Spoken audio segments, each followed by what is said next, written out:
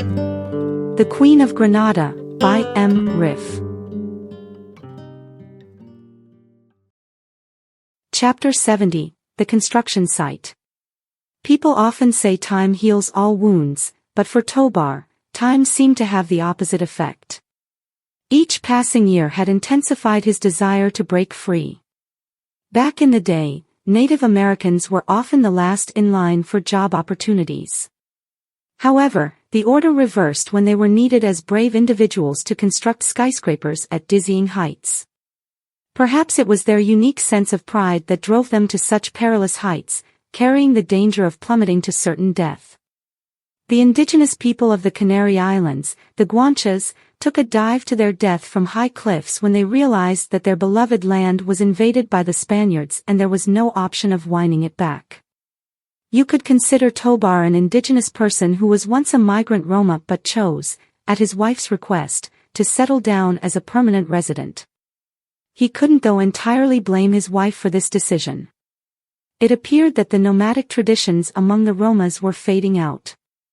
Highways were cutting through their old travel routes, and towns were expanding and swallowing their campsites. Even the landscape had changed, and migratory birds, which used to build their nests on tall trees, now nested on electricity pylons, despite being aware of the risk of accidental electrocution. That was why Tobar had parked his Land Rover and VW bus precisely at the bridge. Crossing it felt like severing ties with his migrant roots forever. Just a few weeks prior, he had visited an old friend, another Roma who had also settled in Granada. His friend worked as a contract laborer, contributing to the construction of the new bridge to replace the old, narrow one. The plan was to eventually remove the old bridge and level the hill to make the road less steep and curvy. Tobar's visit aimed to get a closer look and inquire about potential job opportunities. He needed some positivity about this workplace to help him decide, even though he wasn't at all thrilled about the idea. As he approached the construction site, another worker, who seemed to be the manager, yelled harshly, "Hey, can't you read? Access absolutely prohibited means you can't enter." Tobar glanced at the authoritative figure.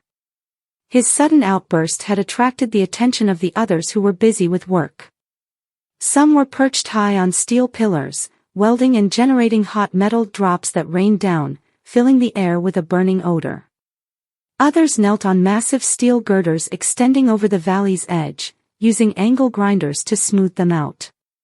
The grinders not only produced deafening noise but also sent showers of sparks that vanished before reaching the valley floor.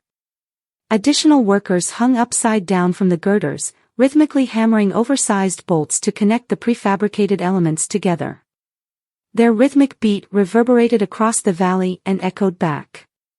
They were busy constructing a temporary platform for the massive cranes that would lift and position the concrete elements of the bridge. It was clear that they had a tremendous amount of work ahead before they could connect the steep cliffs on both sides of the deep valley. All the workers were dressed in uniform orange outfits, with white safety helmets, and some even had welding masks and safety glasses for added protection. Tobar realized that it would not be easy to spot his friend in this environment, and if he succeeded, he would probably interfere with his work. So, he gave up on the idea and raised his hands in surrender.